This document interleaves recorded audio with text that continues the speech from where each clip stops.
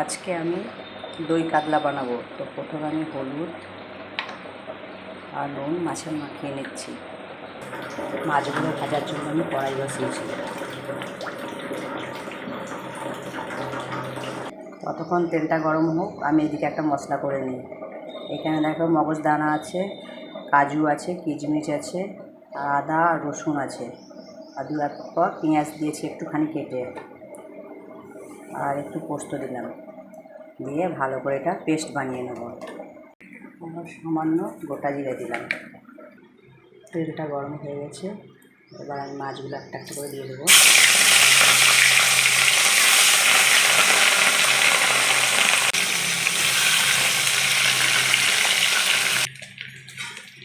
মাছগুলো আমার লাল লাল করে ভাজা হয়ে গেছে, আমি এবার তুলে নেবো সব মাছগুলোকে।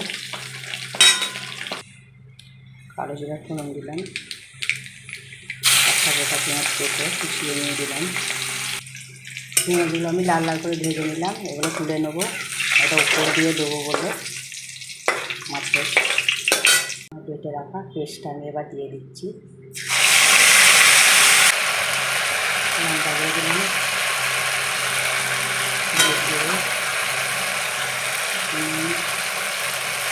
দিয়ে ভালো করে মশলাগুলোকে সব একসঙ্গে কষিয়ে নেবো যতক্ষণ না তৈরি হবে। মশলাটা কষানো হোক, ততক্ষণ আমি এদিকে দইটা ফাটিয়ে নিই। এখানে দইয়ের সঙ্গে একটু চিনি দিয়ে দিলাম। আমার টক দইটা ফাটিয়ে নেওয়া হয়েছে, এবার আমি দিয়ে দিলাম।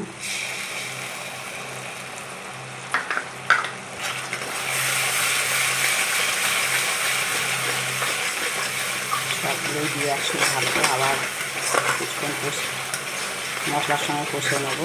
হয়ে গেছে, সব একসঙ্গে মিশে গেছে, এবার আমি জল দিয়ে দেবো।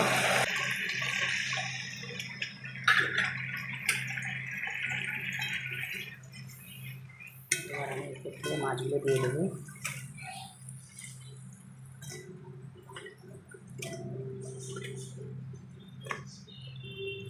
আমি যে পেঁয়াজগুলো ভেজে রেখেছিলাম সেগুলো উপর দিয়ে দিচ্ছি।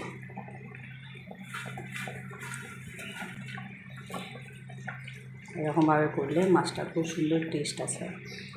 তোমরা এইভাবে দেখবে বাড়িতে ট্রাই করে। আমি যেভাবে বানালাম দই কাতলা, তোমাদের অবশ্যই ভালো লাগলে আমার ভিডিওটা সাবস্ক্রাইব করে রাখবে, আর পাশের যে বাটনটা আছে ওইটা টিপে দিয়ে বেলটা বাজিয়ে রাখবে, যাতে নতুন নতুন তোমরা ভিডিও পাও। আমার দই কাতলা রেডি হয়ে গেছে। দেখো, আমি একটা পাত্রে তোমাদেরকে ঢেলে দেখাচ্ছি।